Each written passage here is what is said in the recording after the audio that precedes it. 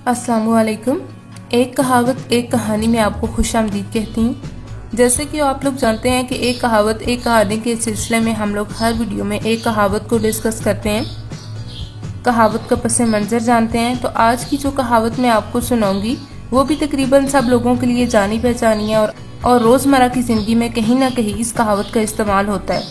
कहावत कुछ यूँ है, 30 मार खान बने फिरते हो या 30 मार खान बने फिरते हैं। इसका मतलब है कि आप बहुत बहादुर हैं या नहायत अक्लमंद हैं, कि किसी के लिए तंजन कहा जाता है। अगर कोई शख्स अपने आप को बिलावजह बहादुर, अक्लमंद या अपनी हैसियत से ज्यादा समझे और उसका मुजाहिरा भी करे तो इस कहावत को तंजन कहते हैं कि आप 30 मार खान बने फिरते हैं। इस कहावत के वजूद में आने के सिलसिले में एक हकायत मशहूर है। हकायत कुछ यूँ है, एक बूढ़ा सिपाही मुद्दत से घर में बेकार बैठा था। बैठे बैठे घर का सारा सामान बेचकर खा गया। उसकी बीवी अक्सर उससे कहा करती थी कि तुम कमाने क्यों नहीं जाते हो, कब तक यूं ही घर का सामान बेच बेच कर खाते रहेंगे। जब सारा सामान बिक गया और घर में कुछ और बेचने के लिए ना बचा तो उस आदमी ने मजबूरन अपनी बीवी से कहा कि मेरा इरादा है तलाशी रिस्क के लिए कल किसी तरफ को जाऊं, तुम कहीं से कुछ इंतजाम करके मेरे लिए नाश्ता तैयार कर देना। बीवी रात को मुंह अंधेरे उठी। चूरे के लड्डू तैयार करने के लिए उसने चूरे को ओखली में कूटना शुरू कर दिया। ओखली जैसे आजकल हम घरों में हावन दस्ता इस्तेमाल करते हैं चटनी वगैरह बनाने के लिए और मसाला जात कूटने के लिए, तो पुराने ज़माने में इसी तरह से एक चीज़ इस्तेमाल होती थी जिसे ओखली कहा जाता था। वो या तो ज़मीन के अंदर फिट होती थी या फिर ऐसे ही जैसे आजकल हम लोग इस्तेमाल करते हैं, किसी भी जगह रख सकें उस तरह की वो चीज़ होती थी। जिस ओखली में वो चूरा कूट रही थी उसके अंदर एक काला सांप पहले से मौजूद था। चूरा डालकर कूटने से वो भी कुटकर चूरे में मिल गया। बीवी ने 30 लड्डू बनाकर 30 दिन नाश्ता करने के लिए एक कपड़े में बांधकर अपने मियाँ के हवाले कर दिए। वो सुबह ही रवाना हो गया। जब चलते चलते दोपहर डली और उसे भूख मालूम हुई तो वो एक कुएं के पास दरख्त के साए तले ठहर गया। मुंह हाथ धोने के लिए वो कुएं से पानी भर रहा था कि वहां 30 रहज़न आ पहुंचे। उन्होंने सिपाही को बहुत डराया धमकाया कि उसके पास जितना माल हो वो सब निकाल कर उनके हवाले कर दे।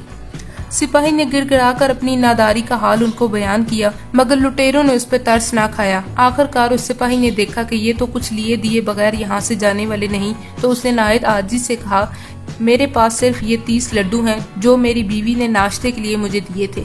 ये हाजिर हैं, ये मेरे 1 महीने का नाश्ता है, इसके अलावा मेरे पास और कुछ नहीं है। रहज़नों ने उससे सारे लड्डू छीन लिए और एक एक लड्डू करके खा गए। सिपाही ने कुछ देर बाद देखा कि हर एक रहज़न का हाल खराब हो रहा था। कोई वहीं गिर पड़ा, कोई ऊँग रहा था। सिपाही ने सोचा कि अभी तो ये सब अच्छे भले थे, अचानक इनको लड्डू खाते ही क्या हो गया। वो उनके पास आया तो उसने इन सबको बेहोश पाया। उनमें से कुछ तो मर चुके थे और बाकी भी सिसक रहे थे। उस वक्त उसने सिपाहियाना दाव खेला, सबके नाक और कान काटकर उसी कपड़े में बांध लिए जिसमें उसकी बीवी ने उसे लड्डू बांध के दिए थे, और वहां से उसने अपना रास्ता लिया। वहां से चलकर वो एक शहर में पहुंचा। उस शहर का ये दस्तूर था कि हर नया मुसाफिर बादशाह के सामने हाजिर किया जाता था। जब इस सिपाही को बादशाह के सामने हाजिर किया गया तो दरबार में इसका हाल अहवाल पूछा गया। उस वक्त उसने खूब शेखी बिगाड़ी, अपने बाप दादा की जवां मर्दी के हाल बयान किए। तो बादशाह ने कहा कि अब तुम अपना हाल बयान करो। उस वक्त उसने उन 30 रहज़नों के नाक कान बादशाह के हजूर पेश कर दिए जो उसने काट कर कपड़े में बांध दिए थे। दरअसल जी वो रहज़न थे जिन्होंने सारी सल्तनत में फसाद बर्पा कर रखा था। हजारों काफिले लूट चुके थे, सैकड़ों आदमियों को मार डाला था और अब तक ये रहज़न किसी के हाथ न आए थे। बादशाह ने इनके नाक कान देखकर और ये सुनकर के तमाम रहज़नों को इससे मार डाला है, बहुत खुश हुआ। बादशाह ने बूढ़े सिपाही की बहुत इज्जत की, उसे इनाम से नवाजा, उसे जागीर अता की और 30 मार खान के खिताब से सरफराज किया। तो बस ऐसे इस कहानी से ये कहावत भी मशहूर हो गई, 30 मार खान बने फिरते हो। उम्मीद करती हूँ कि बाकी कहावतों की तरह इस कहावत की हकायत, इसकी कहानी, इसका पस मंज़र भी आपको बहुत दिलचस्प लगा होगा। अगर आप लोग कहावतों के इस सिलसिले का मुस्तकिल हिस्सा बने रहना चाहते हैं तो नीचे दिए गए सब्सक्राइब के बटन को क्लिक करके ई पॉइंट को सब्सक्राइब कीजिए और साथ में दिए गए बेल आइकन को क्लिक करने के बाद ऑल को सिलेक्ट कीजिए ताकि हर नई अपलोड होने वाली वीडियो का नोटिफिकेशन आप तक पहुंच सके।